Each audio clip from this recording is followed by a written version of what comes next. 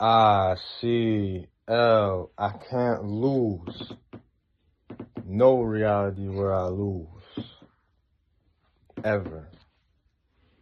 Today is March 7th, 2026. Day 66 of the 100 push-up, 100 squat progressive challenge for a year. We're on month 3, so we're doing 120 push-ups, 120 squats for this month. The message for today is when you have problems in life, don't ask for a handout. You need to solve them yourself. Whether it's financial problems, relationship problems, you can never ask for a handout. Because when you ask for a handout and somebody else solves a problem for you, you didn't grow. Because if that problem comes again, you won't be able to solve it. You need to depend on somebody else to solve it. Not like you can't ask for advice, not like you can't ask for some assistance, but never ask for a handout. Solve your problems yourself. Because that's the only way you're going to grow. If you let other people solve your problems your whole life, you will never get anywhere. Let's go. Potential. That's precisely what the German philosopher Friedrich Nietzsche believed. He argued that suffering isn't something to flee from, but rather a force we can harness, a catalyst that can spur us to tremendous heights of creativity, resilience, and personal excellence. Nietzsche's perspective on suffering is especially relevant today, when we're inundated with quick fixes and simple escapes from anything that causes us pain. 30 His push-ups. message stands in stark contrast to the constant pursuit of comfort. Pain is not a sign of weakness, it's the birthplace of strength. When you begin to see challenges and hardships as teachers rather than obstacles, you discover that moments of despair, frustration, or anguish can be the very fuel that drives you to become exceptional. In other words, it's often the times you feel most broken that lead to your most profound breakthroughs, if you let them. Over the course of this video, you'll learn why he believes so firmly in the transformative power of suffering. You'll gain a deeper understanding of how he saw hardship as a gateway to growth rather than a roadblock. By delving into his core concepts like the Übermensch, Amor Fati, and the will to power, you'll see how adversity can be strategically embraced to elevate your life to unprecedented levels of meaning and impact.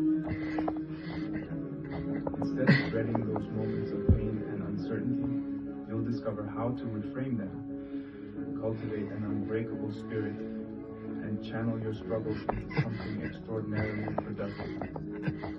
If you watch until the end, you'll 60 walk away with push-ups. practical insights on how to reinterpret your own suffering and use it as a springboard for self-discovery.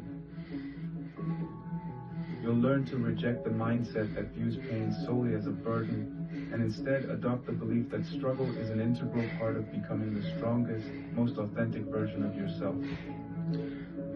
You'll hear why Nietzsche was convinced that avoiding hardship at all costs is one of the biggest mistakes we can make, and how it leads to a half-lived life that never truly taps into the depths of our capabilities.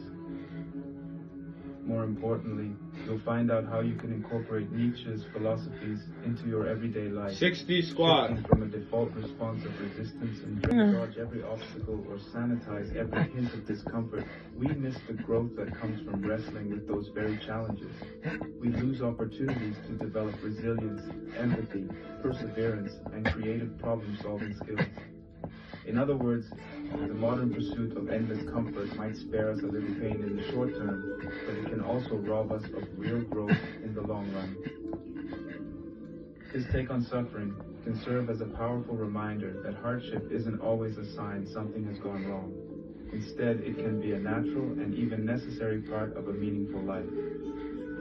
If you think back to any of your own struggles, maybe a big test at school, a conflict with a friend, or a period of uncertainty about your future, you'll likely recall how those moments, however painful, eventually led to insights or changes in your behavior. Perhaps you studied harder and discovered a new passion. Maybe you learned to communicate better and saved an important friendship.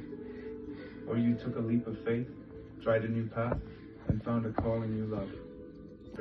They likely experience these feelings more intensely because they're so engaged with life. But rather than let suffering control them, they harness its energy to go beyond their previous limits. In other words, the Ubermensch is someone who has learned to alchemize pain into personal power. By confronting life's trials, they come out on the other side with a more profound sense of self and a clearer vision of the values they want to uphold. It's like a blacksmith forging steel. The metal is subjected to immense heat and hammering, but the end result is something stronger and more resilient than before. In many ways, you can see echoes of the Ubermensch in various pop culture heroes, characters who, regardless of whether they know anything about Nietzsche, embody aspects of his philosophy by facing overwhelming challenges and emerging transformed. Think of Bruce Wayne from the Batman franchise. He experiences unimaginable loss. 120 squat, 120 push-up. Rather than let that trauma break him,